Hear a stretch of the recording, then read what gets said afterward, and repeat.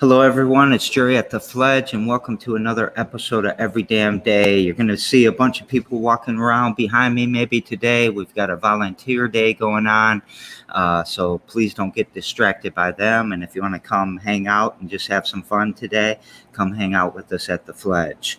Also want to give a shout out to Don't Forget Flint.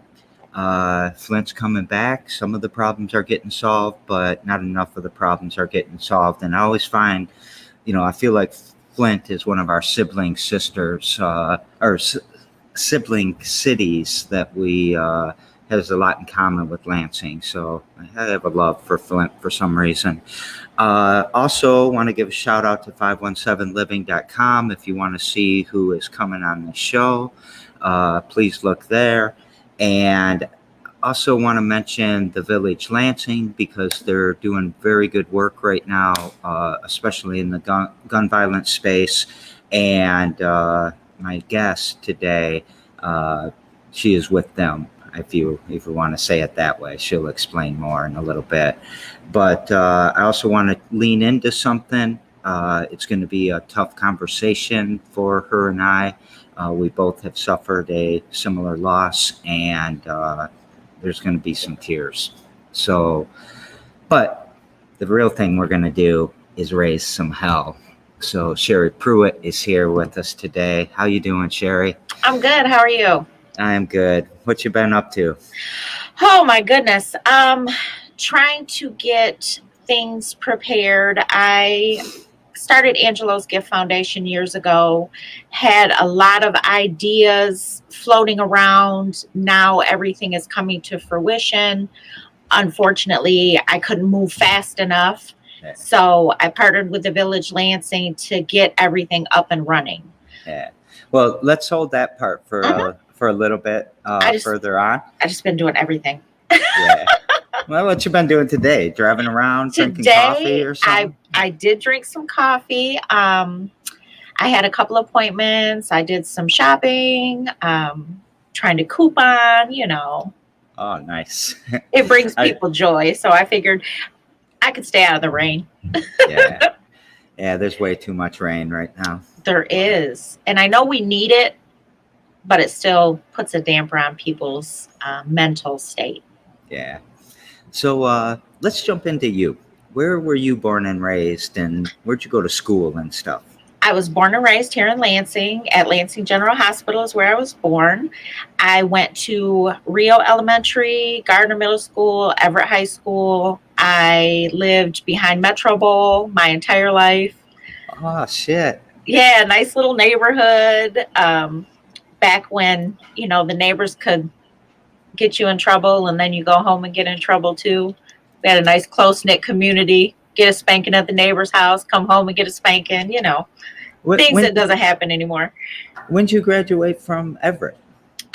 89. In 89. Mm-hmm. All right. So that was my neighborhood. I lived on Hague Road, in the Big T, if you know what that is. Yes. Yes. And my cousin, who also has passed away for very similar reasons that we're going to talk about today, lived on, I can't remember that road, but it was right off from Washington, kind of in that area. Burley? Maybe. Beauchef.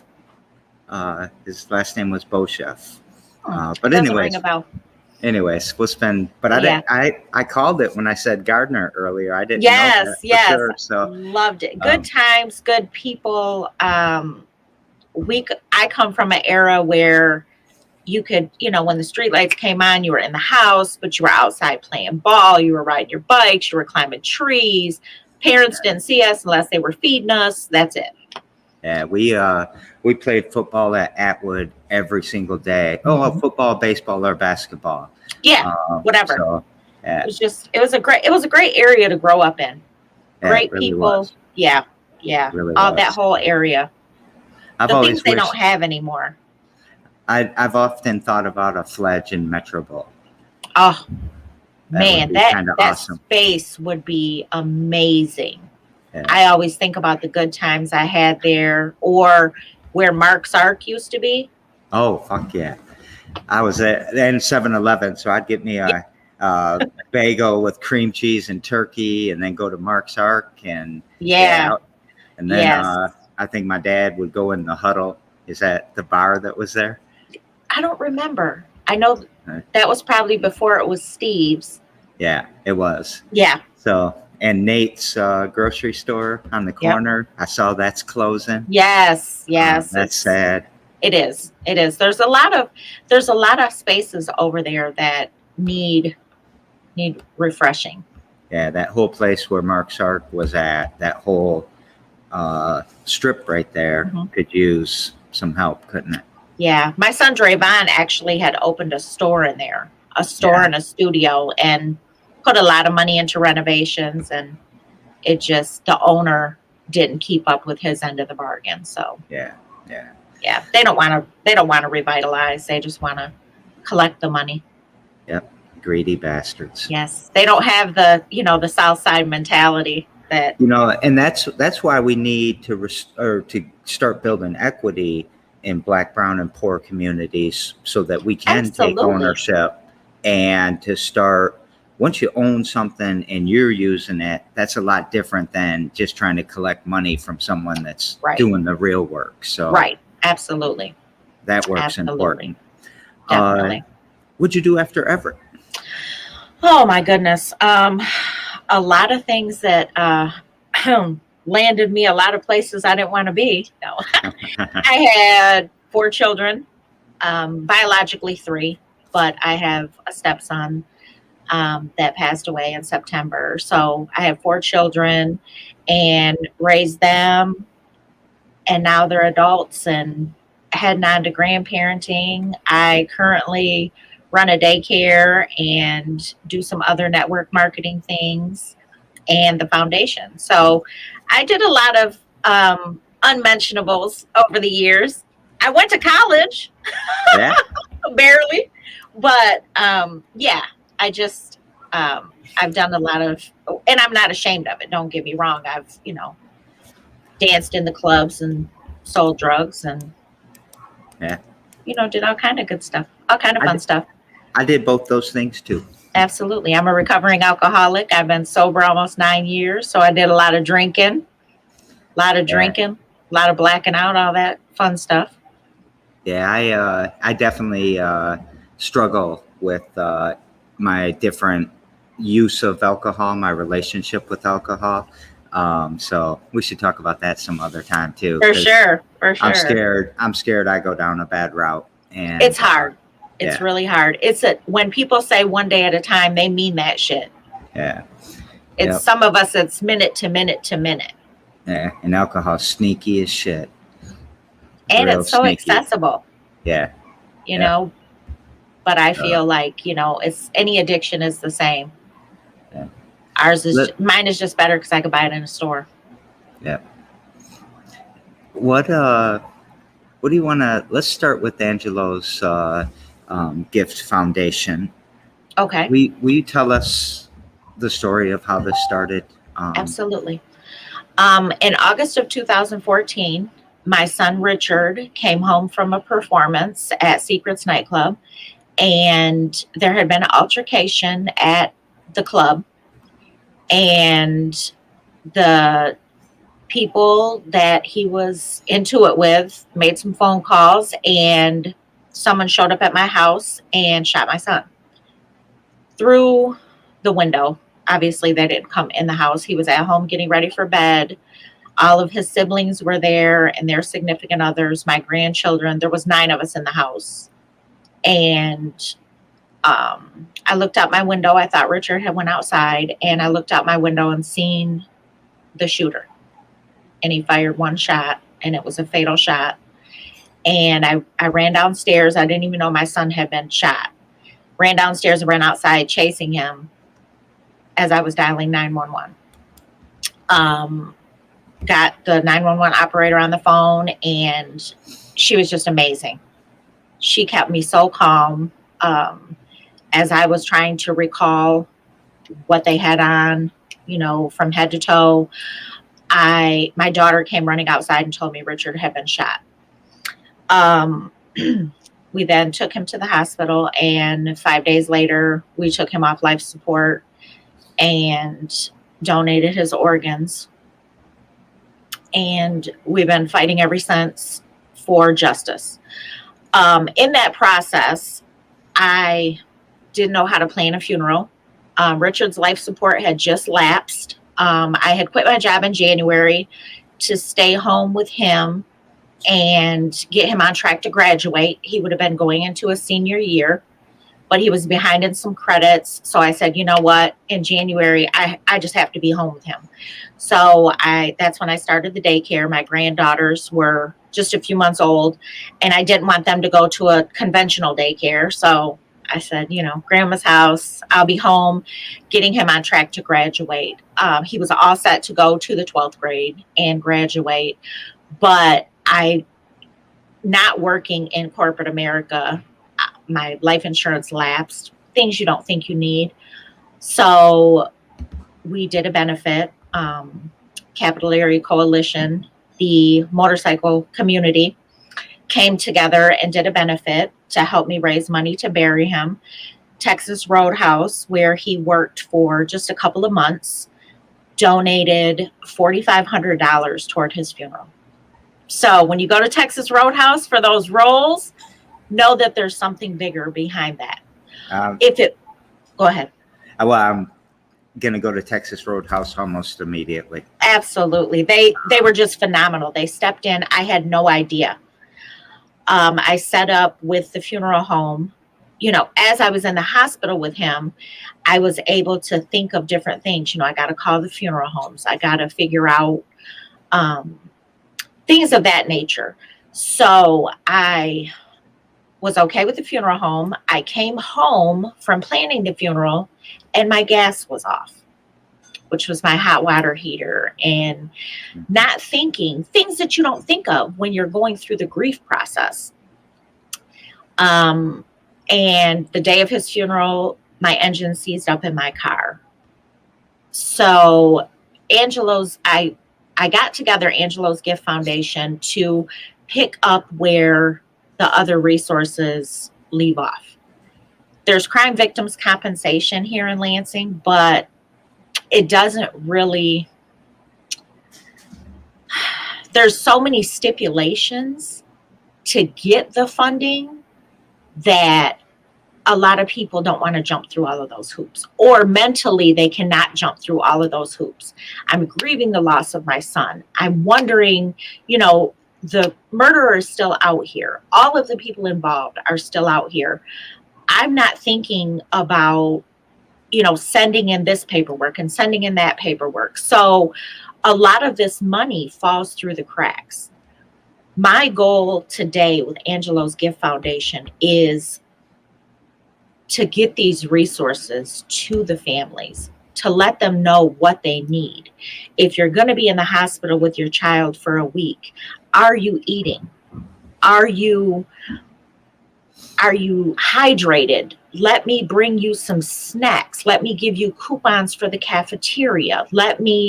If you're driving back and forth, here's a gas card. Just things that people don't think about.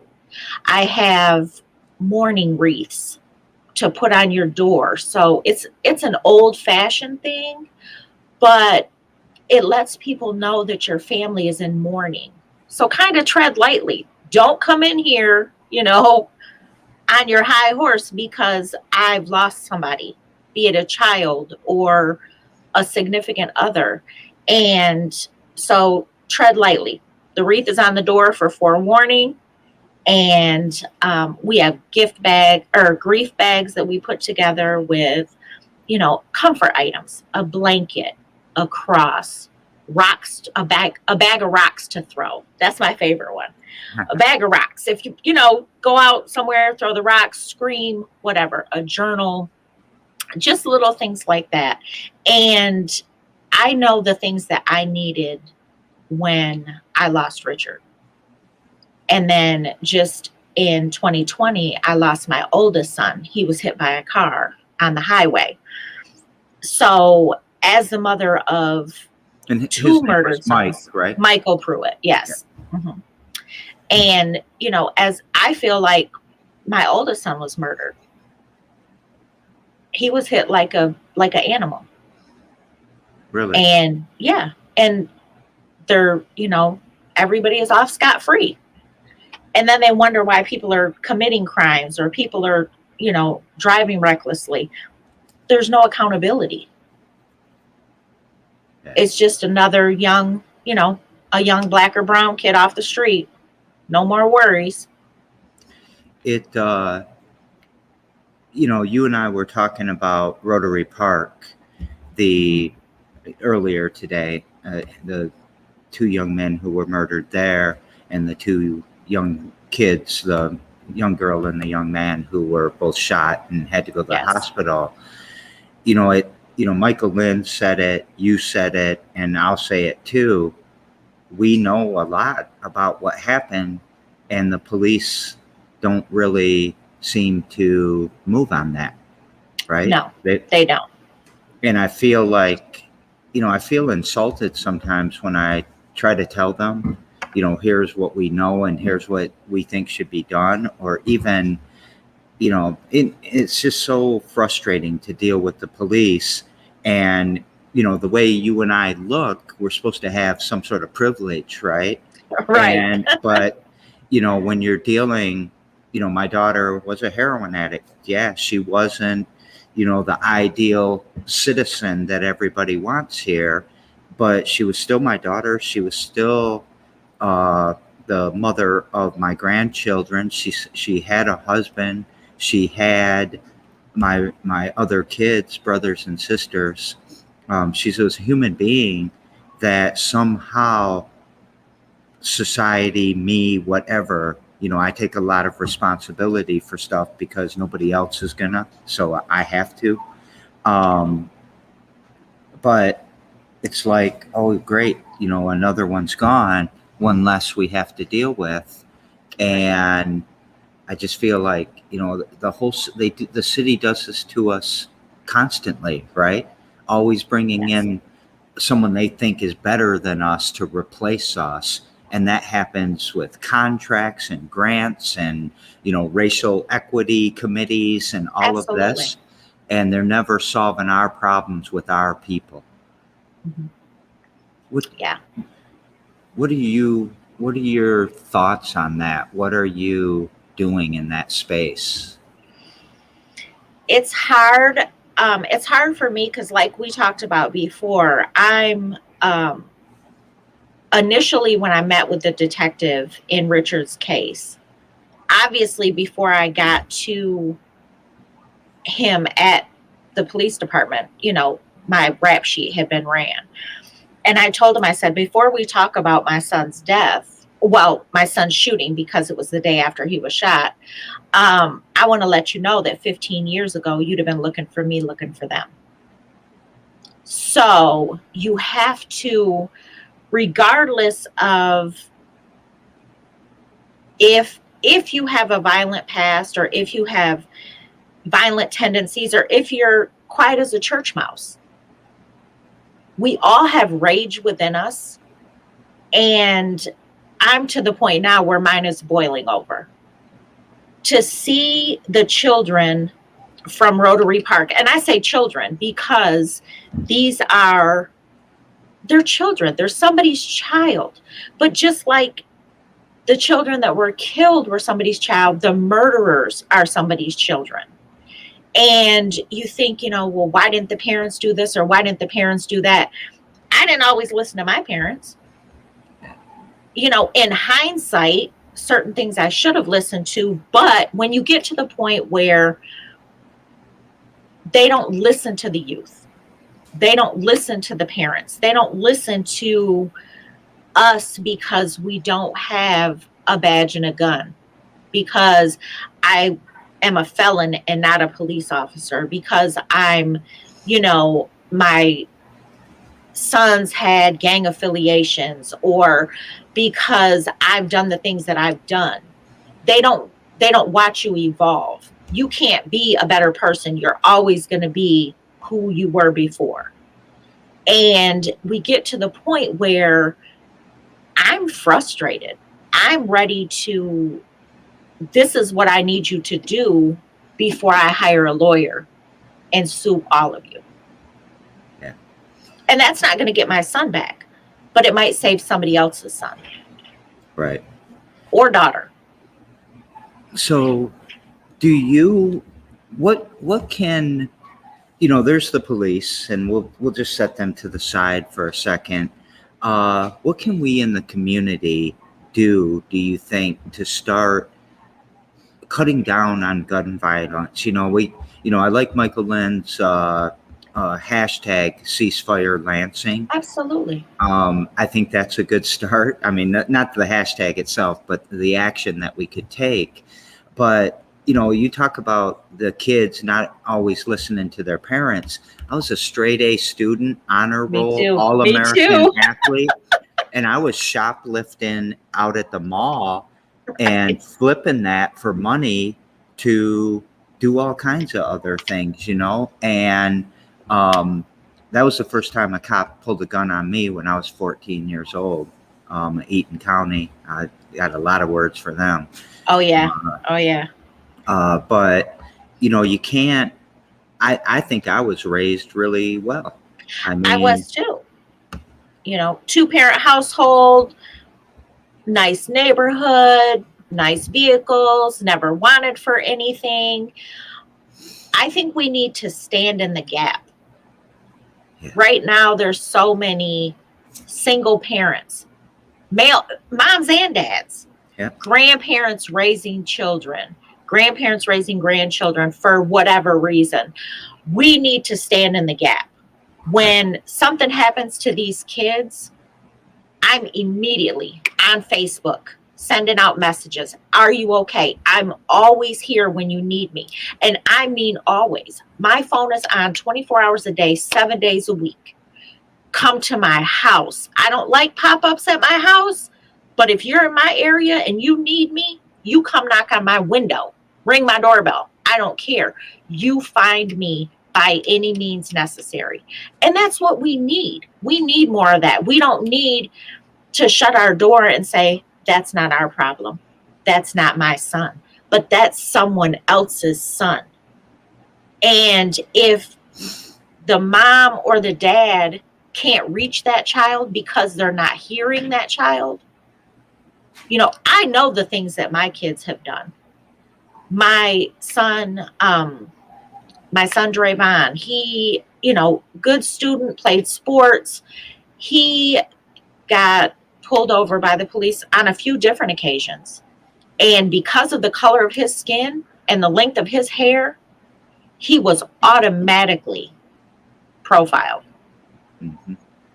Never asked, and that's when we always used to joke about it. That's when his yes, sir, no, sir comes out. Yes, ma'am, no, ma'am. That's when, you put your hands on the steering wheel. You let them see what you're doing. You don't back talk. You don't be disrespectful. But coming from me to have to raise my children like that, it pisses me off. Yeah. To have my son call me in tears because he's been mentally assaulted by an officer because of the color of his skin pisses me off. Go ahead. I love Drayvon so much. I mean, when we first moved to Lansing and he started doing shows here, I have so much respect for him because of how hard he pushes his brand forward, how serious he took his shows, how well he curated it. I mean, he was just super professional, super spot on with things, but also super real. I always felt like he trusted me, or he trusts me and I trust him. And Absolutely. I would let him do anything here. And that the last one he did here, it breaks my heart. Do you mind if I tell the story a little bit? That's fine. So on February 9th of 2019, Drayvon's having a show at the Fledge, and we've got, I think her name was Rocky B. She's kind of semi-famous from Detroit. Yes. And she had armed security here. And of course, you were here working the door because you were always that supportive mom, being out there Yes. with us. Yes. And that's how you and I really started getting to know each other and had those conversations, because they'd be in here doing their thing and I'd sit with you and we'd Right. talk. Or what do you guys call him? Big Mike? Big Mike, never yes. know what to call him. And Big Mike's, out there, Yep. with security, and he could just look at you a little bit and you'd settle your ass down. So I never had Absolutely. to worry really about anything. And that night, we were running a little bit late. The judges were upstairs tabulating everything. I turned my Ring doorbell on just to make sure, nobody's throwing liquor bottles or whatever. Not that happened a lot with his shows, but it does. Right. And I heard these shots. And to me, because my Ring doorbell was on, I thought they was in the building. I thought the shooter was in the building, but the shooter was outside, we learned later. But you were sitting at your desk there. I call it your desk, I guess. Yes.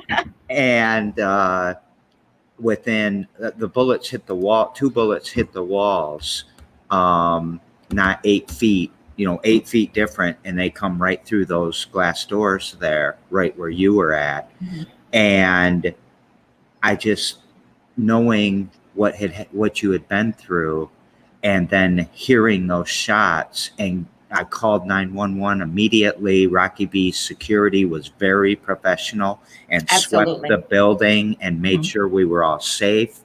And I just was heartbroken because I couldn't imagine what you must be thinking at that. I mean, how triggered were you, if you don't mind me asking? It was insane. You can go ahead and finish. I'm sorry. No, I can't, because I'm going to start crying. I'm sorry. Everything triggers me. Fireworks trigger me.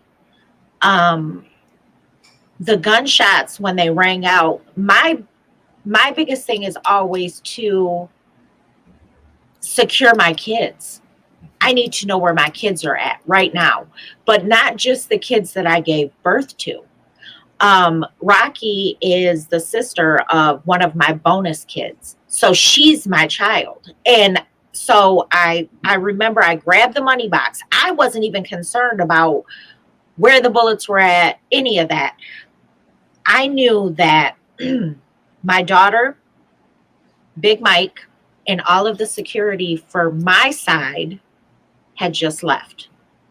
All of our security, event security, if Rocky's security wouldn't be here, we didn't have any security. Our guys had just left, literally just pulled off. Yeah. So they heard the shots and circled the block and came back. By this time, the shooters were gone. But me, I'm immediately, where are my kids? I grabbed the money box and I need to know where my kids are at. I'm on the floor screaming, where's Draymond? Where's Lacey? Where's Rocky? It definitely triggered some emotions. And then I got angry. How dare you? How dare you? And this is the way that I'm feeling about things that are going on in the area. Back in my day, if I had a problem with you, I came directly to you. It was you and I. Mm-hmm.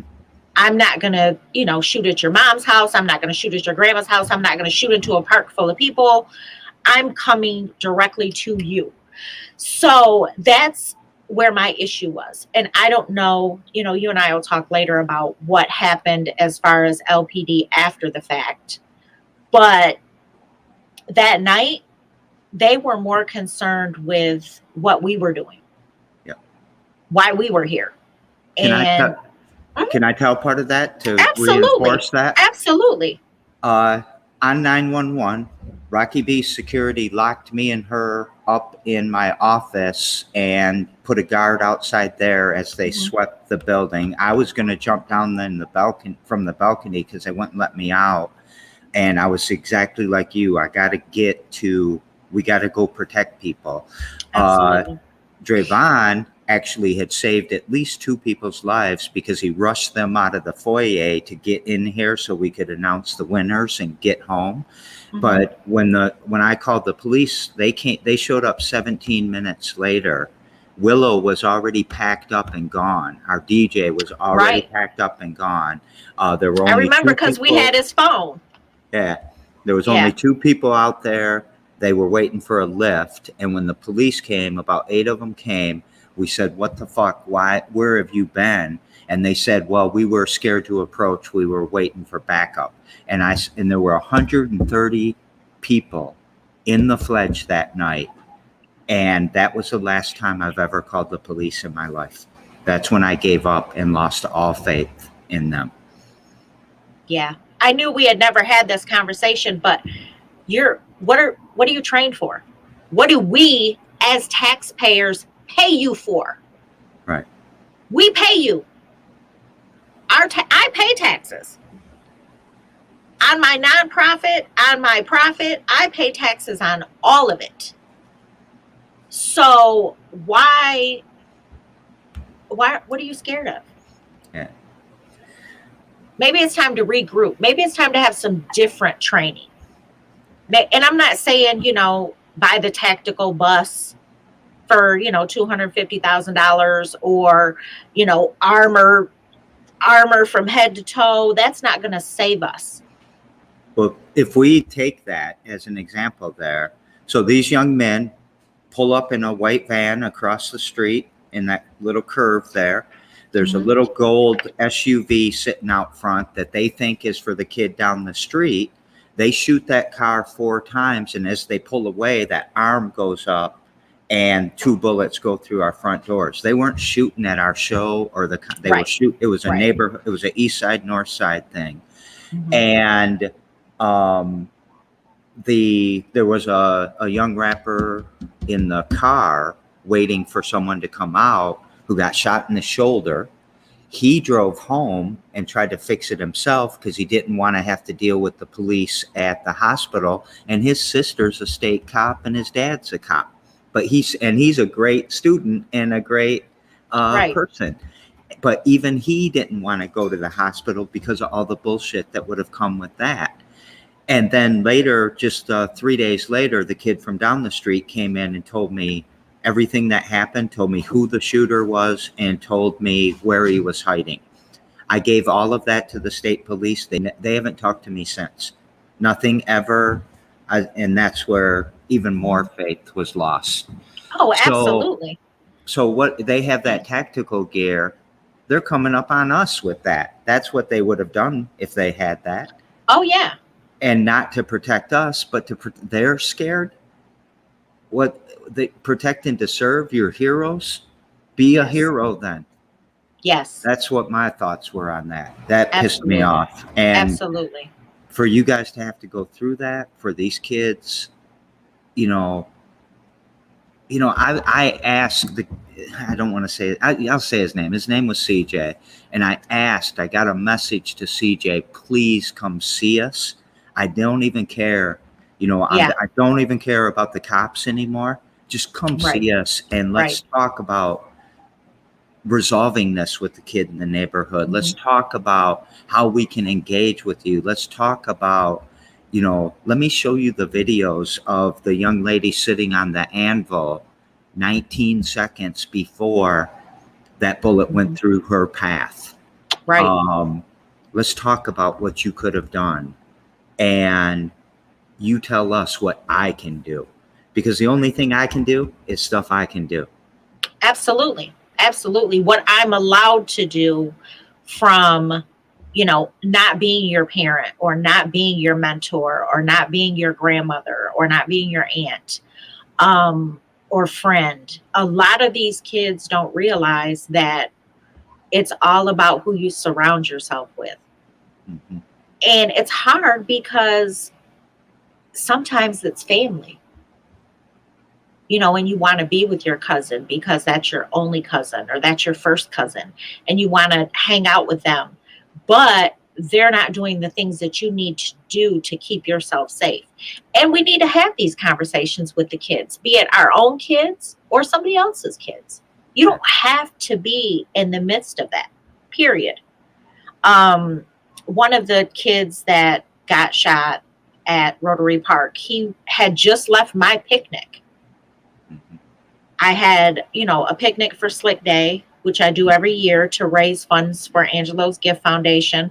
It's a chance for the community to come together and celebrate the life of my son. And it's for the kids to share memories or to come and hang out and have a meal and, listen to music and talk trash and, whatever. It's everybody coming together. And to get a call that night that he was gone, and to get messages the next morning that my childhood friend's son was in the midst of it as well. It's hard for me to reach out and say the same thing all the time because it's so cliche. Praying for comfort and peace. I'm praying for you. I'm here when you need me. It's too much. It's too much. And until I realize that, the officers have someone that they answer to and the chief of police has someone they answer to. But when are they going to be held accountable? When are these murders that go unsolved? People are still out here committing crimes because they're not being held accountable. Yeah. And that's exactly what it is. People need to be held accountable. Yes. And that's not the same as let's get our guns out and go retaliate, right? It's let's get these people off the street. Even, I don't want these police interactions with these young people, with these children. I don't either. But at the same time, like Michael made a good point, that day we all met that Monday after this happened, or Tuesday, and said, I want this kid in jail, not because of, what you might think, but someone's going to try to shoot him now. And then they're going to try to shoot them. And these generational back and forth. That's what was That's what happened when the Fledge got shot. That's what happened, at Rotary Park. Absolutely. And, we know these things. We have these clues, yet the police don't do anything about it. Andy Shore brought the Fledge up in the meeting the Monday after that. And I got yelled at later in the day for bringing a bunch of ruckus to the Fledge in the neighborhood. I got blamed for us getting shot. And what I heard was, you keep having these rap shows with all those black people and you're going to have this kind of trouble, and it's your own fault. Absolutely. Absolutely. And let's discount all the good that you do for the community. Let's discount the fact that these kids can come in here from the minute you open the doors until the time at night that you close the doors. This is their safe haven. This is a place that they can come and don't have to worry about what's going on out there. But they discount that. They don't say Jerry Norris at the Fledge is, he has a free store. There's food out there. These kids are safe. These kids are off the street. They're learning art. They're learning music. They're learning how to be kids. I appreciate everything that you're saying because those kids are hard as hell when they're standing on the porch because they have to be. Absolutely. They come in, and I'm gonna say a word that we don't like to use around young black men, but they come in and they're little boys again, sitting on the couch. And you can see their face just relax and change. And when that happens, it brings tears to my eyes. Yet, and I don't want to get focused on the Fledge because we really need some help from you. I think every single day that I am not doing enough and I have to do better. How can I do better? It's so hard. You know, How can we do better? I can tell some old white guys how they can do better. Smile at these young black men, treat them with respect, give them a chance, give them a little bit of trust, quit following them around and shit and call, hey, there's a black guy in front of my Ring doorbell. Can the police please come and Absolutely. make sure? Quit doing that shit. Yeah, absolutely. Start being kind to these young people and just smile at them and let them know that we are here and that we, you know, I use the phrase Lansing raised me. Those men that, you know, I saw it at the Village. I saw it with all those football coaches and the tears in their eyes and the warmth that they have for these young men. We need more of that. I mean, we don't need 5 more cops. We need 5 more football coaches. We need 5 more social workers. We need 5 more, just 5 more people watching this show right now to be a little bit more kind. Absolutely. To our young kids. Absolutely. Walk a mile in their shoes. You couldn't do it. No, not at all. You couldn't do it. You know, those parents need to teach them manners. Well, some of those parents aren't around because they died of an opioid epidemic that's happening to our nation that our government let happen. Some of those parents aren't around because they got shot and killed. Some of those parents aren't around because they are being put in prison at a rate 13 times higher than the white families. Absolutely. So we're breaking these families up with our systems, with our racism, and then trying to say if you didn't break up your family, you wouldn't have these problems. Well, guess what, guys? We all have this problem. Every time someone gets shot, we all get shot. And then we might not feel that bullet, we might not bleed, but this is our community. This is our city. Our city is getting shot. We have bullet holes in us. I will never fix those bullet holes in our door because I will never forget that. Well, you show me 10 years of zero gun violence in Lansing, then maybe I'll fix those doors. Right. So, right. And it's not going to happen. No, it won't happen. Well, yes, it is because we're going to make it happen. We're going to speak it into existence. Absolutely. Absolutely. But it ain't the cops that are going to do it. It's not the governments. No. It's not the large institutions. No. They're not capable of doing it. And that's the thing. People think, you know, when you say all cops are bastards or fuck the police or whatever, that it's, you know, just a hate thing and that it's unjust. And, you know, people got mad at me when I let all those kids write that on our building. But I was like, this is how they feel. That's how they feel. And, you know, at least they're not picking up the guns and going back out to retaliate right now. Yeah. And, you know, it upsets me that we think we can police our way into it. The police react. They're not proactive. They're not preventing. They are reacting to things and then trying to investigate and not even investigating well because you know, there's a lot of press about the unsolved murders. Mm-hmm. Well, Slick is an unsolved murder. Absolutely. And there's 85 plus. And this goes back to, she has cases from the 1960s coming up. Some of these people have passed on. Some of the witnesses are dead.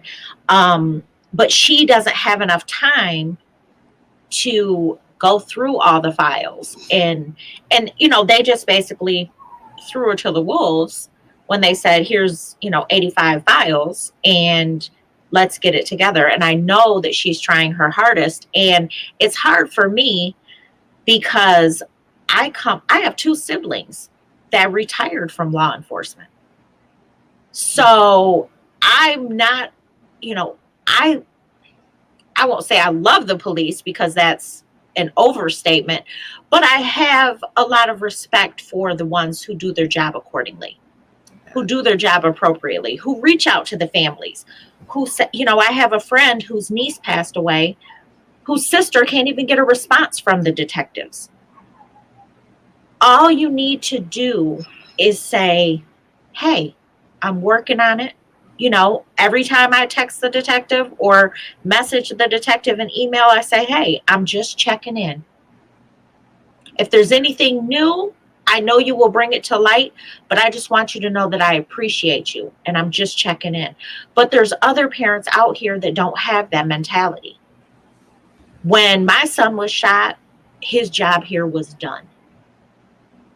And people don't realize that. God puts you here to do a job. And even at 17, his job here was done.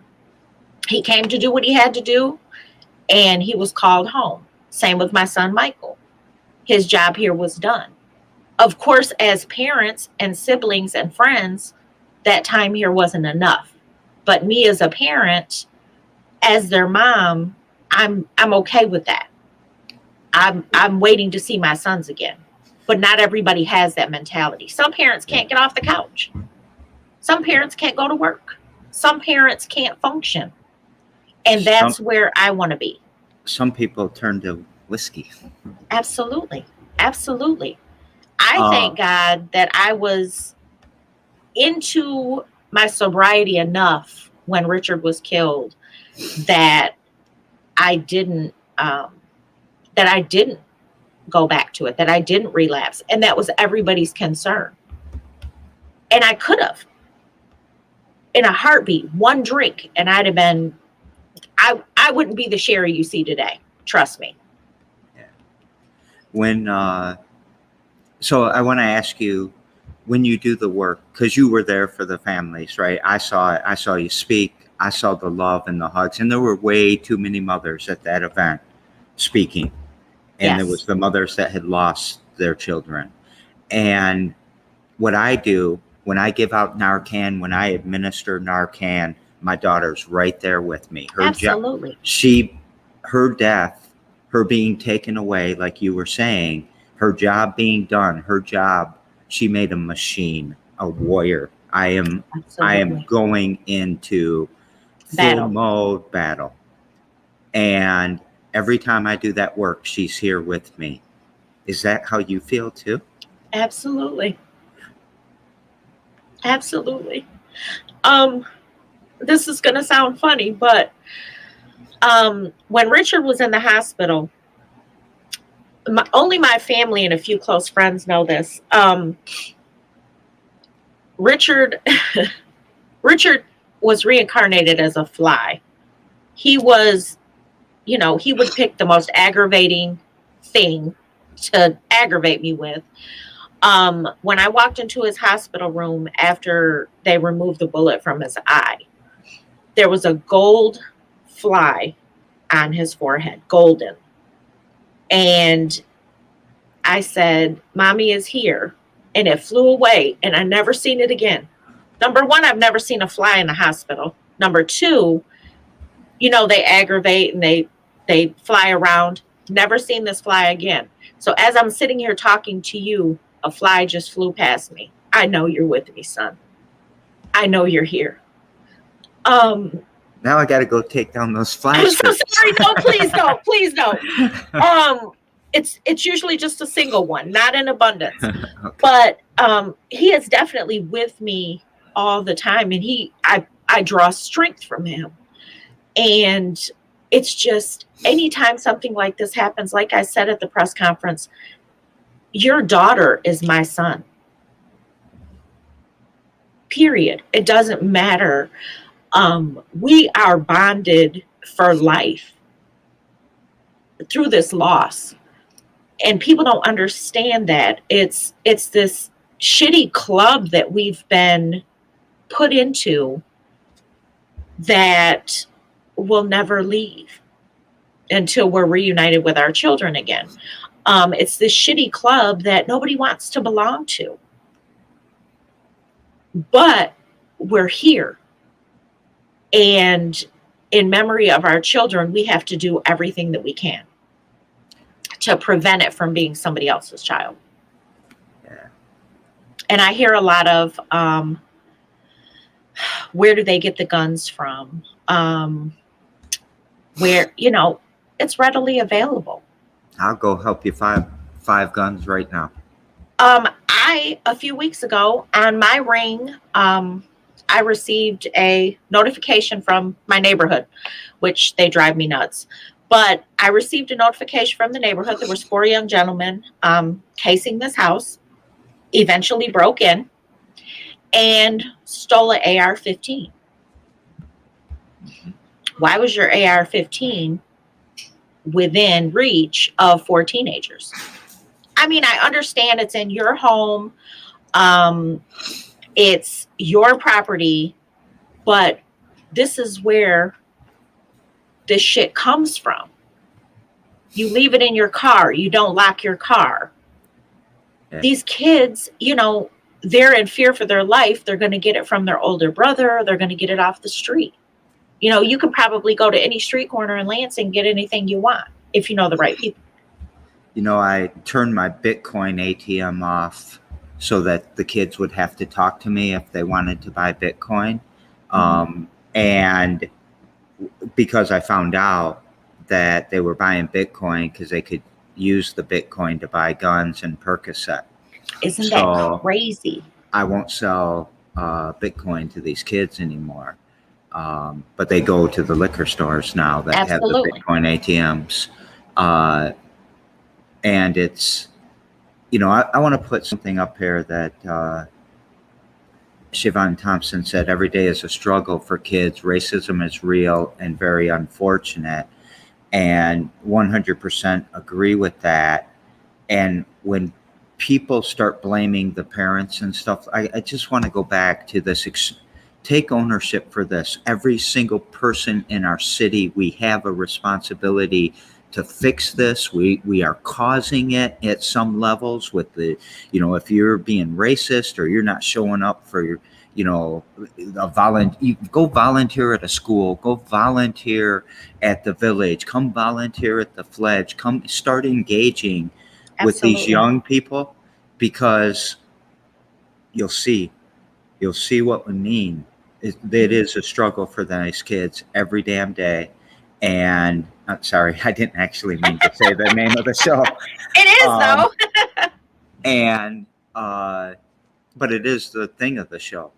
We can't escape from oppression and poverty and the struggles that are out in these streets. There's many, many people that cannot take a break from that. Yes. And we have to be more than just allies. Yeah, go ahead, send your money, make donations to all of the great nonprofits doing work, and definitely with Angelos gift. We got to talk about that. How can people give donations? But we'll do that in a second. Okay. But every single person in this city should be working on this problem. There is nothing more important right now. Absolutely.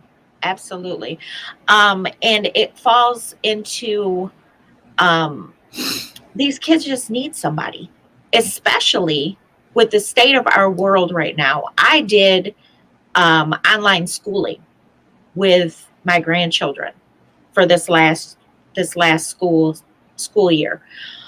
I know how hard it was for me to keep them grounded and keep them in the books, and they're just little ones.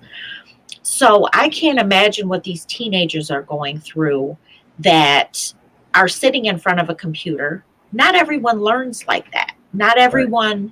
I have a hard time doing online classes myself, and I'm going to be 50 next month, so I can't imagine what they're going through. And a lot of mental health issues get swept under the rug. Yeah. I just want to throw this out there. The Village Lansing partnered with the Ingham County Health Department and Coats of Many Colors. They are offering grief counseling for free. If you don't have insurance, if you do have insurance, then they'll bill your insurance, but it's free. Go to the Ingham County website, go to the Village website, and people need that. You need to, I was told in one of my psychology classes that the professor, who was a psychiatrist, had a kid come into his office for 5 visits and never said a word. Just sat there for 5 visits. And on the 6th visit, he couldn't get him to shut up. They need that. The kids need that. And if it takes 5 hours for them to open up to you, then take that time. I tell people all the time, if you want to scream, I'm here. If you want to talk, I'm here. If you want to sit in silence, I'm here. Yeah. We can throw rocks, we can scream, we can yell, we can, fuss each other out, we can do whatever, or we can just sit in silence. And that's what these kids need. They need somebody that's going to say, look, I've got your back, regardless, right or wrong. If you're doing wrong, don't feel like you can't come to me and I can tell you about the old me, and I can tell you about the new me. I can tell you about the things I used to do, and I can tell you where it landed me. I never thought I would live to see 50 years old, and I'm not there yet, but I didn't think I'd live to see 21. But I did, and God blessed me, and now I have to do what he put me here to do. And that's to take care of the kids. So my next question is, what do you do every damn day? And Every damn day. First of all, I babysit. I'm raising the future. I'm helping these parents who can't afford conventional daycare.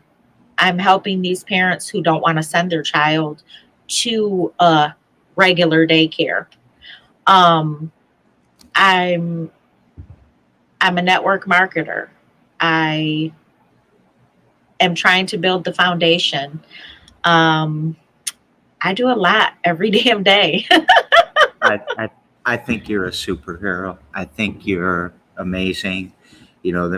I think you're so strong and so motivational for me. You have a very positive impact on my life, and I've turned to you before, whether you know it or not, just because I wasn't quite feeling right, and I just needed to talk to someone that's in this unfortunate club that we're in. And I totally appreciate it, because giving you strength and talking to other people, it helps me kind of, I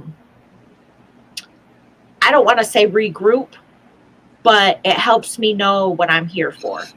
Okay. That I didn't go through this to be by myself. Yeah. I kind of call it grounding, kind of Absolutely. recalibrating or refocusing. Absolutely. Because I can get off tilt, and when I'm off tilt, I'm thinking about, reel me in, because I'm way over there. Yeah. I know that guy that gave her the fentanyl, and I see him on Facebook, and it makes me want to go break his neck. And that ain't the answer. Absolutely. Because he's struggling too. He's substance use disorder too. Yeah. And he's somebody's son and somebody's father and somebody's brother. Yes. And but it's hard. I get pulled because, these people are out here living their best life, and they're having children, and they're traveling, but are they really living their best life? No. And like you said, that's somebody's son. And the people involved in my case, that's somebody's sons, and that's somebody's daughter. And it's really hard. It's really hard. But eventually karma's a beast. It is. We daisy chain our shows together, and yesterday on the show we had Chris, who owns the Michigan Princess, that riverboat. Yes. And his question for you, and I don't tell who the next guest is before they ask the answer or tell me the question. His question to you was, what's something you're doing, recently that's getting you out of your comfort zone? Besides this interview? I know you were going to say that. I've done speaking engagements with WLNS, WILX, the Lansing State Journal a few different times. And I have to say, this is my favorite. This is definitely, I did the press conference at the Village Lansing. Just the talking, I'm a talker, if you know me on a personal level, but to talk about this and to talk about the foundation and to talk about what the city needs and what our youth needs, it takes me out of my comfort zone because I'm a hands-on type person. I don't want to talk about it. I want to be about it. So this has definitely taken me out of my comfort zone, but I'm glad because excuse me, I'm able to reach people that don't know what's going on or they're not a part of that. And if I can get one person to say, you know what, maybe we do need to change some shit, then that's worth it to me to come on your show and to talk to the news. And so, yeah, that's definitely taken me out of my comfort zone. I'm so lucky to have you on my show. I appreciate it. I'm so But lucky I'm to more be here. lucky to be your friend. Absolutely. Me too. Me too. Let's give a what's up to Ashiki guy. She just said that's right to what you were talking about. I love my niece Ashiki. She said, you need to go on the show. And I said, what am I going to talk about? She said, everything you do. So I'm glad she gave me that extra push. I'm super glad too. She's a great person. She is. She is. My guest tomorrow is Aziza Knight. She's out of Detroit. She has AK Healing Arts, but she's also kind of an artist too. And she's just such a positive person. What question would you like me to pass to her? What people can do that aren't in tune with their spiritual side, as far as what the universe brings to us. What can people do to get more in tune with an adaptive belief system that we are all connected in some way, shape, or form? You know, it's amazing the way you just asked that. It's a little different than when we prepped earlier. But I often try to tell these kids tell everybody around here that man did not weave the web of life. He's merely a strand in it. Anything he does to the web, he does to himself. And Chief Seattle said that. And I often think, he meant that in a wrecking the environment way, but it also is the opposite too. If you protect the web, if you do something positive to the web, you're doing that to yourself too. You're making it, I imagine you get a lot of comfort out of helping people. Oh yeah. And that, me too, Yeah. So the Fledge is my therapy at the end of the day. It's not really, right. What we put out definitely comes back to us. Yeah. So if we put out negative energy comes back to us. So yeah, just a little help for the people that are struggling with spirituality or, knowing. What advice would you give them if I ask you that same question? You have to be in tune with yourself first. You have to, I didn't realize until a few years ago that the full moon affects my mood. I get super grouchy when there's getting ready to be a full moon, to the point where I'll look up the next full moon and find out if that's what is affecting my mood, or if it's, seasonal disorder, or if, what's going on. So you have to be in tune with yourself first, and don't be afraid to go outside with no shoes on and ground yourself. Yeah. That's the problem. We all need to be walking around barefoot a little bit more. Absolutely. Save some money on shoes. So I'm going to give you 4 words: happiness, sadness, joy, or hope. Which one would you like to talk about? Hope. Go ahead. This is that part I was talking to you about earlier. What gives you hope?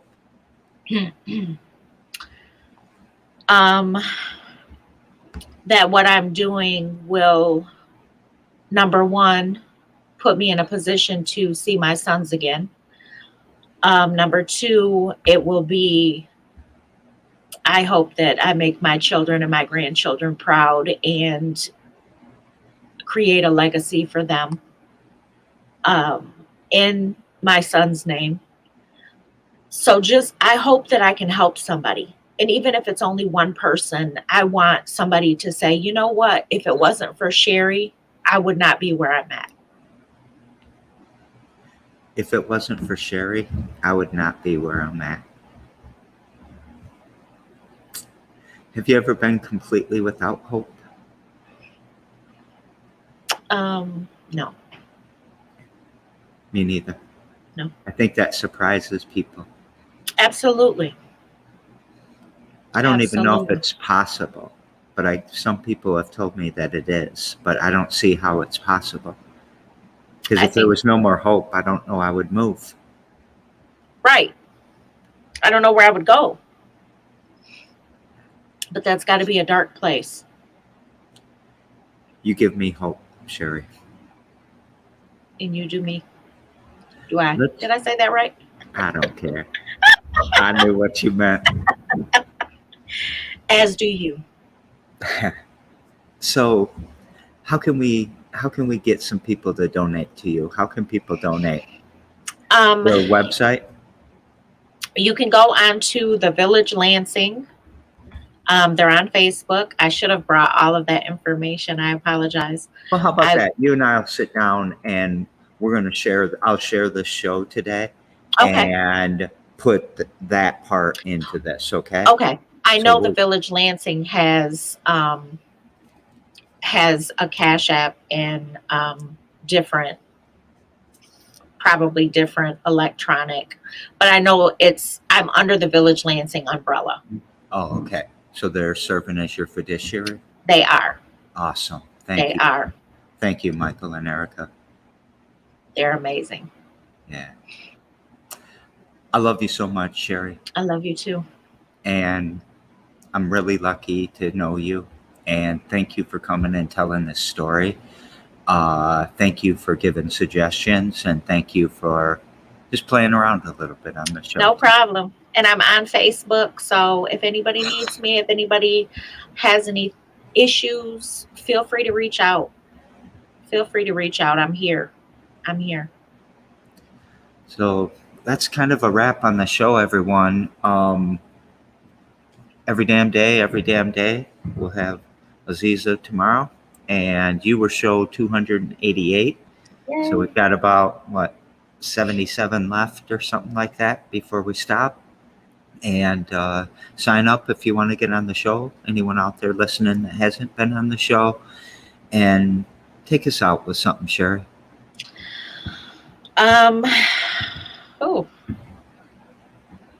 One day at a time. Every damn day. This is what we do. Keep your head up. Thank you so very much. Thank you. I'll see you later. See ya. See everybody.